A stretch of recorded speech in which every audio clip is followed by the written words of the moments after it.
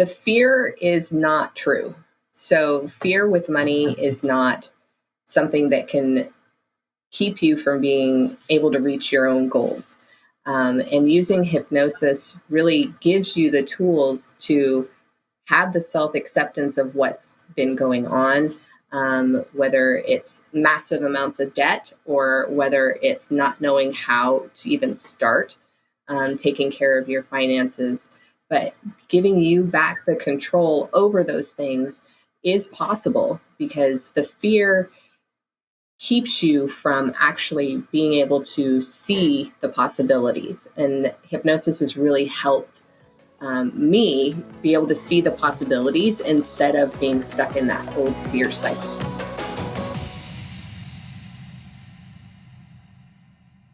Welcome, Marion. Yeah, thank you for having me. I'm super excited. Great. So why don't you start by just sharing with people, like, what is it that was challenging for you, or what made you seek out help in terms of the financial situation you were in? Well, it's a challenging situation that I started in. Of course, most of our money issues happen when we're growing up. And what we see and experience from the people who are around us, who are role models, right? And so growing up, I did not have any good models of money, like smart money management. Okay. And in my age range, there's a lot of, I want it, I need it, I'm going to get it now. There's not a lot of thought of the repercussion of that. And I think that a lot of people are experiencing what that feels like as an adult now. And so they're struggling with the war of, I want it, I want to get it now, but maybe not have the resources to do it, or put themselves into debt because of, I want it, I need it, I'm going to get it. And I have experienced that to a tune of a lot of money. But it is something that kept me from growing my business and becoming successful. And so that's one reason why I reached out and I needed help, because it was that invisible barrier in my life and my business to be able to be stable in my business and people to be able to trust me as a business owner, because I needed to be confident in my own money management. And so it was a big learning process, and it still is happening today. It doesn't stop, but it's giving us the ability to step back and use the skills with hypnosis and NLP to readjust those old values alignments that we're brought up with. And so it doesn't leave us stuck and trapped. There's always a way to get your goals and to be more confident and more stable. Okay. So give us some examples, like, how did you used to sabotage yourself with money? Well, there are lots of ways. And so juice, man, we want the juice. Well, growing up, I was actually in a situation where when I turned 18, I had the ability to have a lot of money at my resources. And so I didn't have to think about how much does this cost.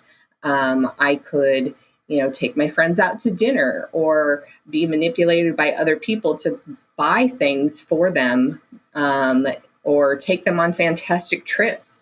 Whether it was vacations for myself or my relationships at the time, or friends, or people I wanted to like me.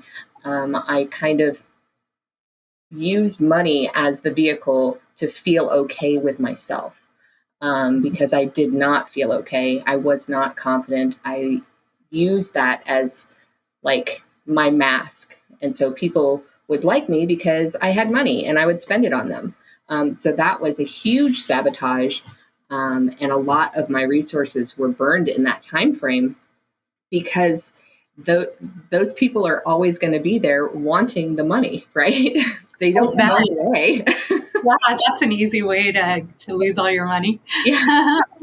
And I think a lot of people experience the same, is You think that you don't have the confidence. And so you're trying to grasp at other things that could make up for that lack. And so using money was easy for me because I had no value in it. It was just given to me. And so it was from, like I said, vacations to stuff in my house, to my vehicles, to whatever. And it just magically would just evaporate. Like it didn't even exist because I didn't believe it existed. Like I had no belief system in the money. It was just there. So why would it stay if I had no way to connect both of those things together? Mm-hmm. Okay. Yeah. So interesting because I would say I grew up quite opposite, where my dad was really extra conscious of money. His dad was a gambler, so he grew up with a lot of instability around money and losing major things like homes and people running after him all the time. And so my dad went totally the opposite direction, was hyper responsible. So I grew up being hyper responsible about money, and I would know exactly what I had in my wallet to the dollar. And so, which has its disadvantages as well. Like the good thing about what you did is you were really living your life in terms of possibility and creating things. You just didn't know how to earn it, right? How to earn your fun or to build things or to have the confidence to know that you could make more money if you had to. Yes, for sure. Yeah, it definitely left me in a huge lack, because I knew I wanted to do something with my life, but I had no need to do it. And I wanted to be bigger in my, scope of how I can influence people. But, just giving them money was definitely not helping. It wasn't helping them. It wasn't helping me. And so learning the hypnosis as a skill and turning it into a practice has been so beneficial, because now I'm able to understand how money works and how it is useful to keep it. That's for sure. And be able to influence people in a completely different way than what I could have ever imagined. So it has definitely been a huge learning curve. And like I said, it still continues to be a learning curve, because there's that part of me that still feels like there's times where it could go back. And so I feel like I could almost resonate with that old feeling, and times go, oh my gosh, this person needs something and I can provide it for them. Well, no, that's not how it is. How can I teach them to do it for themselves? Because I didn't have that. So, I wish that both of our parents could have been combined. No kidding. I know. That would have been perfect. Yeah, exactly. To get the best of both worlds on that. But, it's definitely something that I continue to struggle with, because it is so easy to go back into that old pattern. Mm-hmm. I bet you found out who your real friends are when you stopped spending all the money on them. Totally. And I can say now that I have much better friends than I've ever had in my entire life, because I know who I am in, everything that I do in my job, in my personal life, in my professional life. And they like me no matter what, whether I have money or whether I don't. And so knowing that I have the stability and confidence in that I don't have to prove anything, I can just do what I'm here to do. And the skills that I've been given have been to make a great, successful office and change people's lives and help them inspire other people to change. So it's been a great transition from the old me to where I'm at now. Yeah. So it sounds like there was a really big maturity drama about this, because you were going, I want to make something in my life, but I don't want to put the work in. And you didn't have to put the work in. And so what made you finally decide to go for it? Oh my gosh. It was definitely a maturity drama. You can imagine that there was a lot of upset, and imagine a toddler on the floor of a grocery store screaming and kicking, But the reality of it was, I was afraid, and I was stuck in that fear, a fear of making the wrong decision, fear of the responsibility that went with having to be responsible of money and myself. And it was exactly like the old adage is the mama bird pushes the bird out of the nest and says, you have no choice. Now it's going to be completely different. Your world's going to be different and changed instantly, and you have to adjust to it. And I don't think there was any other way to accomplish that. It was literally on a Saturday, I was told, hey, you're going back to work on Monday and you're going to be doing this. And I went, but that's like a day and a half. Like I have no transition time. And uh, it was definitely the only way that I would have ever been in the commitment of going, oh my gosh, now I'm responsible. I have to do this. Because if I would have been gradually hand led through it, there's no way I could ever have been as confident as I am now in my own world, really, in every aspect. Mm-hmm. So you've shown yourself what's possible and what you can do by having to do it. Yes, for sure. Yeah.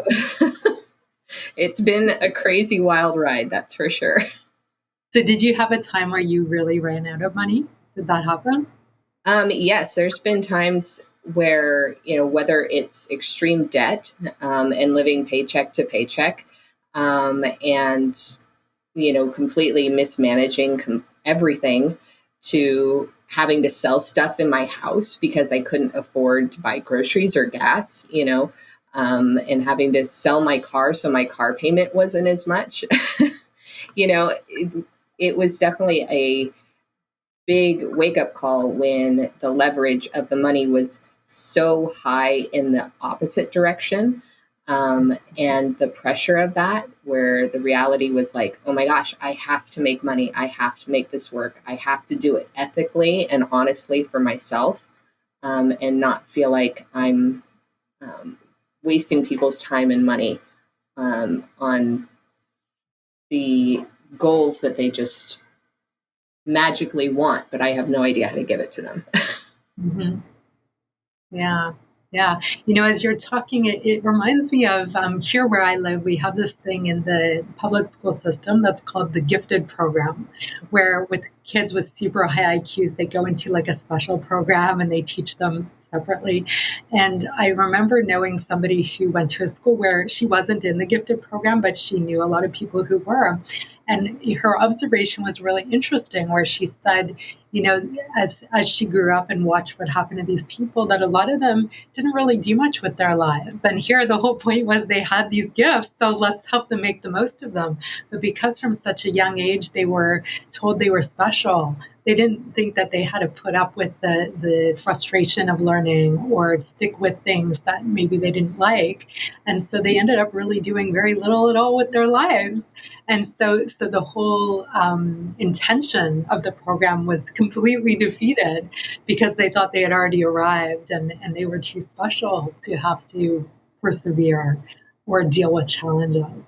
And I'm sensing that it was different, but the having this kind of resources available to you gave you that little escape hatch of your own. Yes, totally. I can remember a time even as in high school that I played soccer for many years. And even in high school, I was just below semi-professional high school in the big scheme of things. Like I was already playing in Europe during my summer breaks in high school. And I came back with such an ego after playing in Europe and all these amazing European soccer players. And I came back and I didn't have a team to play on because I had an arm injury. So I missed tryouts in the spring. And so somebody found me a team to be on, but it was beneath me. Like it was a lower level. And so I came into this team and I was like, at least I get to play, right? And then they wanted me to play in how they wanted me to play, of course, because they're the coaches. They're the ones who are in charge. And I went through a maturity drama with that because I was the expert. I had played in Europe, and I eventually left the team because they wanted too much of me, is what I thought. Mhm. Or I was better than it, or whatever it was. And, the smartest thing my parents could have done is made me stick to the rest of that commitment and made me stay on the team and just followed what the coaches needed and wanted. Because that is really how life works, is you don't get a choice. You make a commitment, you stay through it.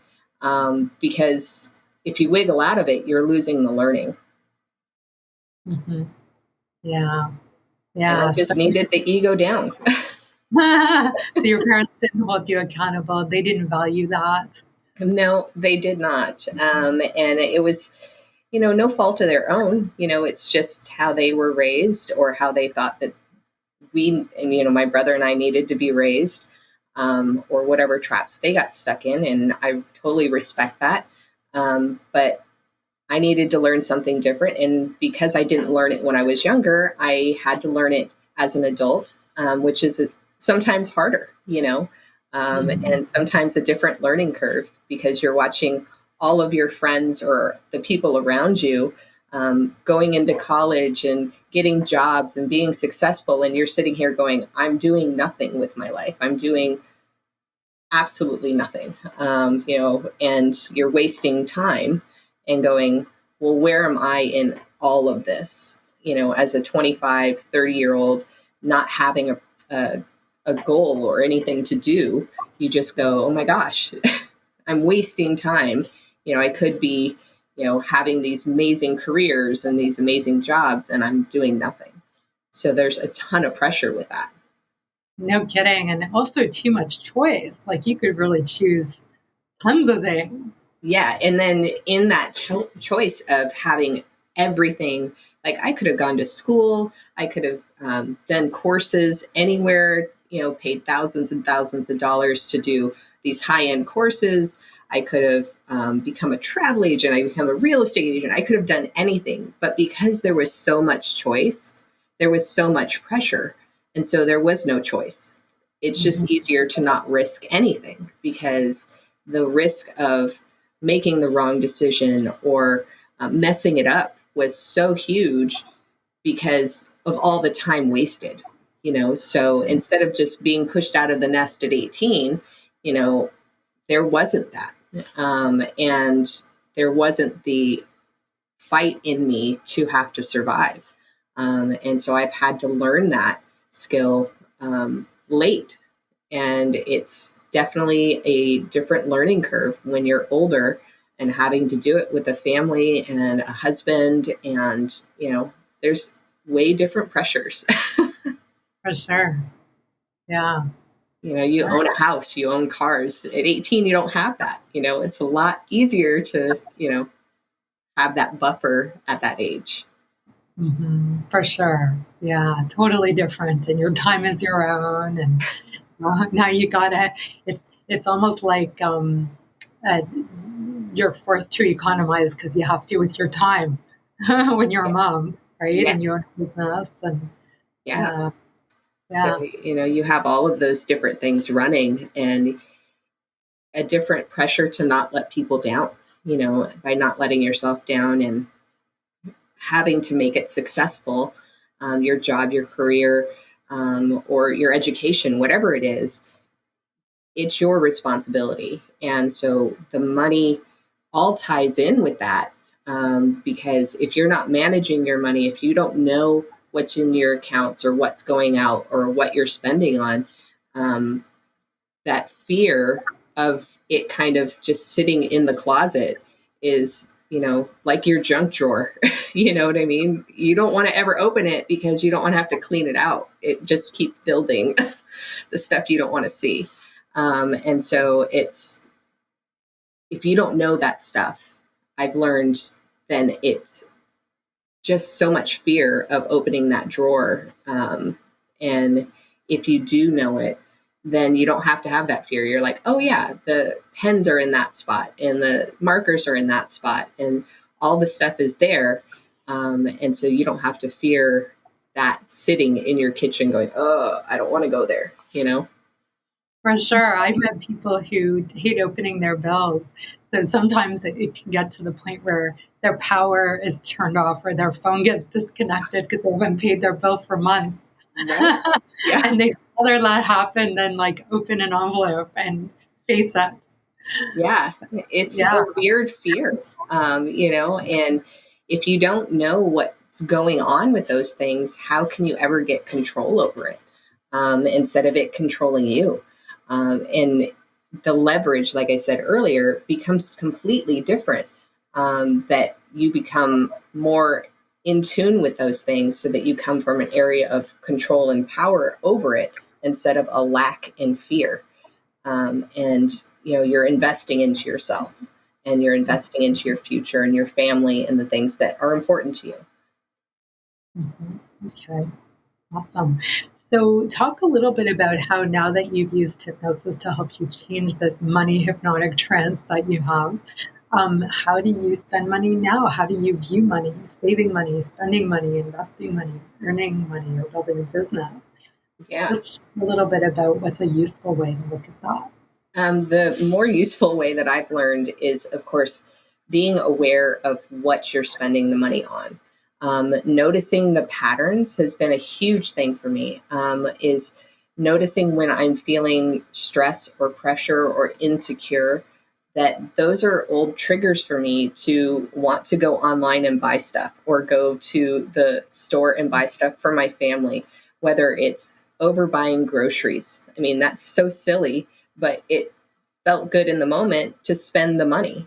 It didn't matter if it was groceries. I was justified. I'm taking care of my family, but it all comes from those old triggers of not feeling safe or secure in myself. And so the ability to use the NLP and the hypnosis, to notice those patterns and kind of step back and go, okay, well, how do I want this to go? How do I want to deal with this more effectively instead of the old pattern? And there are the, times where I go through the maturity dramas still of like, but no, I want those things, but I can't allow myself to get stuck in that, because it's like a disease. Is you allow it a little bit and then it overcompensates through time, and then you're 6 months down the line going, oh my gosh, what just happened? How did I get here? And because you just stop paying attention. And so noticing that I can have the ability to step out of my own pattern and just go, oh, I see what I'm going through now, and I see my old pattern. That's why I'm feeling like I want to do X, Y, and Z, instead of just showing up at the store and going, okay, I'm buying all this for my family and that for my family and these things. And you're like, oh, wait, yeah, that was $300 I didn't need to spend, Shopping therapy. Yeah. Yeah, exactly. And I think a lot of people don't realize that that's part of it is, are they investing into their future, or are they trying to get out of a feeling they're feeling right now?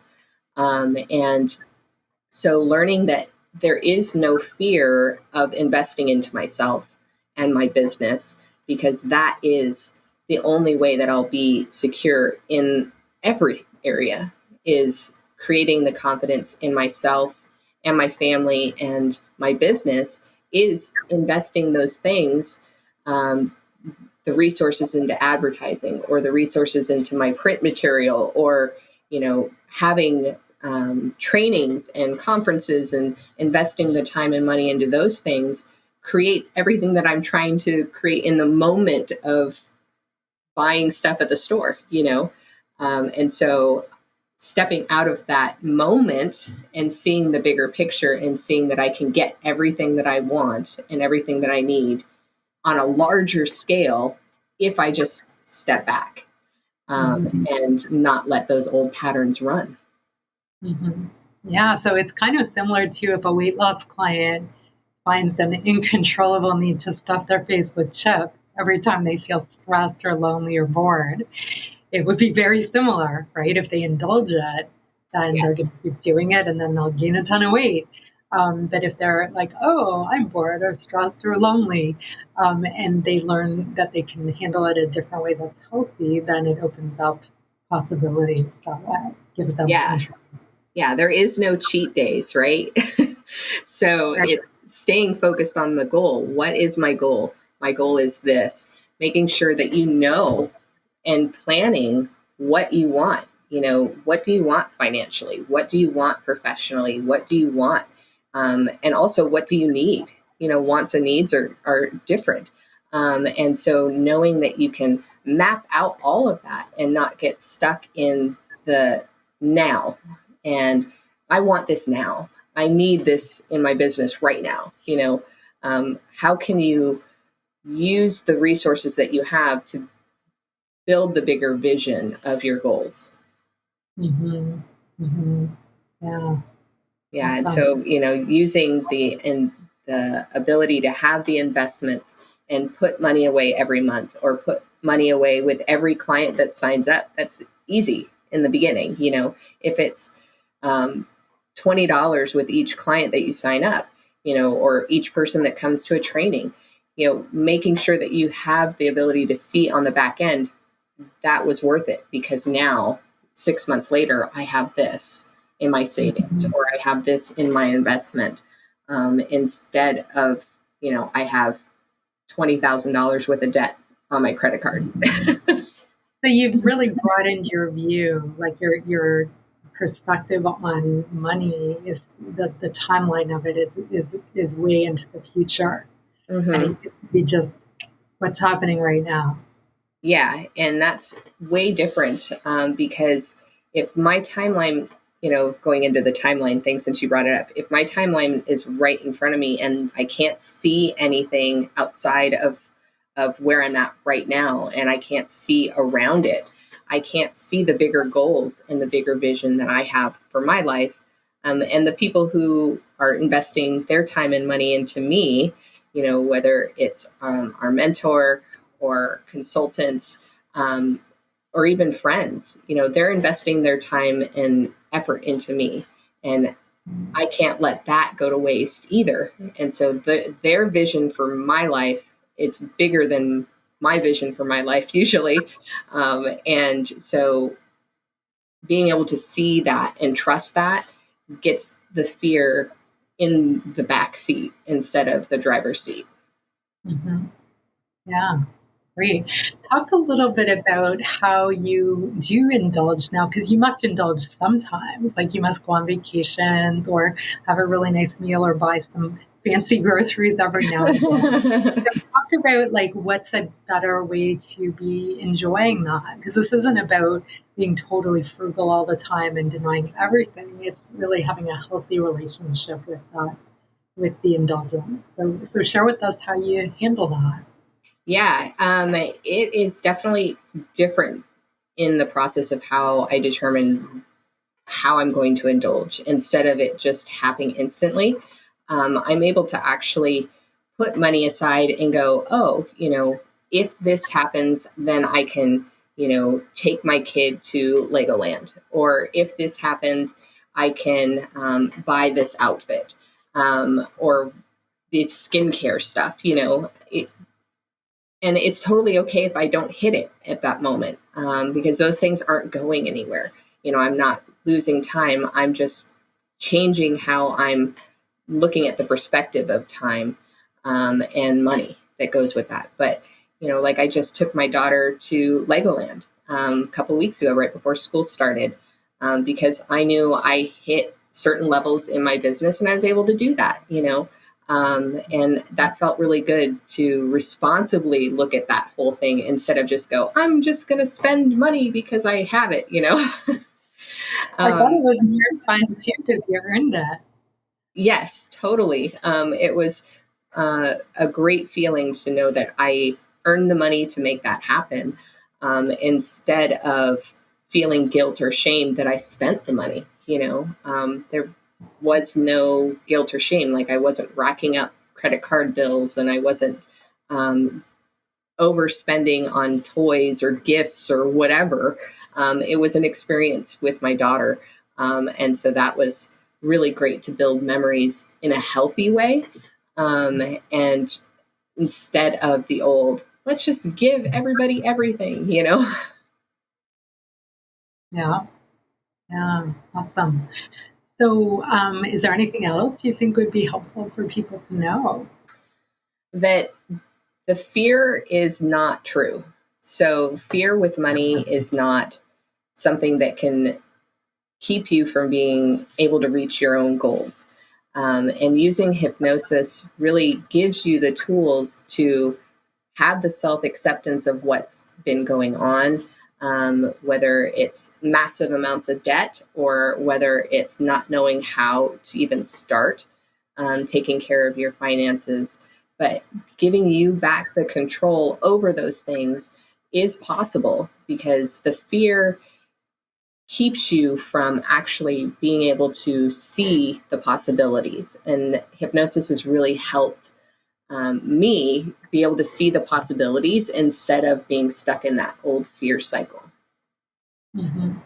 Yeah, great. And I think that this way of looking at things can also help people who grew up more the way I did, where I was overly limited about money, right? Or I'd think too much, or there were only certain categories I would spend it on, but not on others. And so I missed out on some things.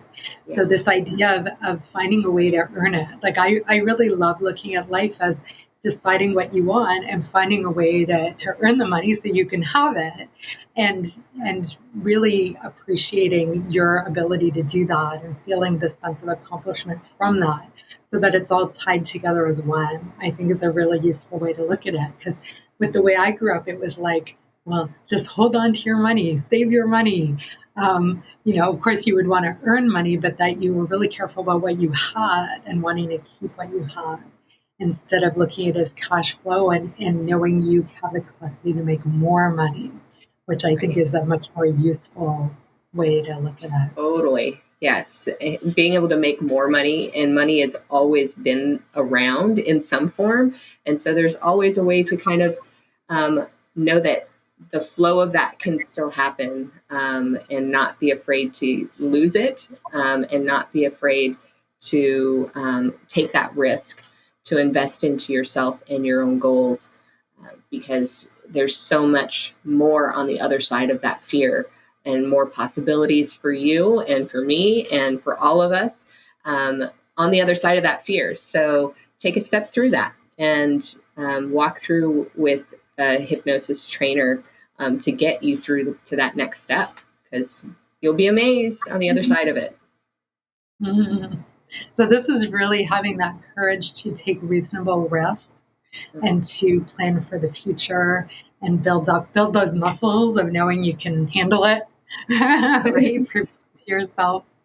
Totally. And, if your business becomes super, super big, super fast, you have the ability to handle it. You have different resources. If your business grows slowly in your own time frame, then you have the ability to handle that and push yourself to the next step. It's so much more freeing to have the fear gone, and be able to take the risks on advertising and know that no matter what, it's totally okay.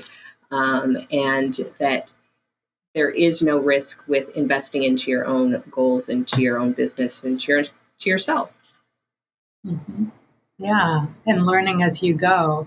And Totally. so really embracing it as learning, and it's also something that it's like a vehicle that you use to build things. Hmm. It's not an end in of itself. Yes, exactly. Yeah, that there's no end of the world if, your investment into your business didn't pan out this time. There's always ways to make more money. And whether it's pounding the pavement and going out and meeting people for free and meeting your neighbors in your neighborhood, or, being able to find a friend or two that can give you an endorsement, so then people go, oh wow, hypnosis worked for them. There's totally ways that you can make your business successful, whether you have $50,000 or $1,000. There's totally ways that you can meet all of the goals that you have, um, with whatever resources you start with. Hmm. Yeah, so seeing possibilities, taking reasonable risks. So I wonder what will happen for people listening to this if they simply embrace this way of looking at things. Totally. Um, I can't wait to hear the stories. Yeah, and it's possible that some people might need more feedback because, in my experience, a lot of people have different hangups around money. And as we talk about it, we can rationalize it all we want, but to be able to actually clean up whatever was in the way. Like for you as a kid, there was a lot of pressure to be loose about money and spend it, right? And do things that way. And Yeah. I had the opposite pressure, and other people are going in a totally different direction. Like some people have a lot of guilt around earning money or spending money, and there might be social pressures in their family of origin around that. So there can be a lot of different things that need to be cleaned up around that. So it's Yeah. exciting to know you can. It's totally Yes. possible. Yeah. Wherever you're starting, know that it's possible to grow beyond that. You know, whether, like you said, it's you grew up with super strict parents on money or whatever, you have the ability to reach your goals financially, and have fun doing it. It really is a lot of fun. There's no pressure, there's no stress, there's no fear. It just is fun and strategies and learning. Mhm. Awesome. So, Marion, tell people how they can get in touch with you to find out more about how you can help them with hypnosis. You can reach me on my website, foothillshypnosis.com. I'm located in San Diego, California, and you can reach me through there, or my phone number is 619-916-7226. You can message me there too. So those are the best places to reach me. Awesome. Yeah, great. And we also have lots of resources on our website, hypnosistrainingcanada.com. So if you're looking for help or just more resources, hypnotic resources to help you, you'll find them there. And if you're interested in doing some live training, we offer a free consultation so you can find out if this is a good fit for you. Awesome. Well, thank you, Robbie. Yeah, thanks, Marion. It was great to have you here and really interesting to hear your story.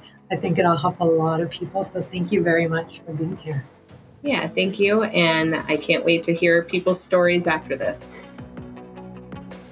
Hypnosis feels awesome, and it also has some amazing effects on our biochemistry. In next week's podcast, Dr. Matthew Burks will join us to explore what the science says about how hypnosis can improve our biochemistry so we can reduce stress, sleep better, manage pain, let go of bad habits, and lose weight. And if you want to find out more about how hypnosis training can help you, go to hypnosistrainingcanada.com for more info and to schedule your free consultation. Remember to click the button to subscribe, share the podcast with a friend, and please leave us a review so you can help others benefit from the podcast too. Until next week. You've been listening to The Hypnosis Show with Robbie Spear-Miller. Tune in next time to learn more about how you can change your life with hypnosis. And if you are interested in learning more about training opportunities, go to hypnosistrainingcanada.com and schedule a free consultation.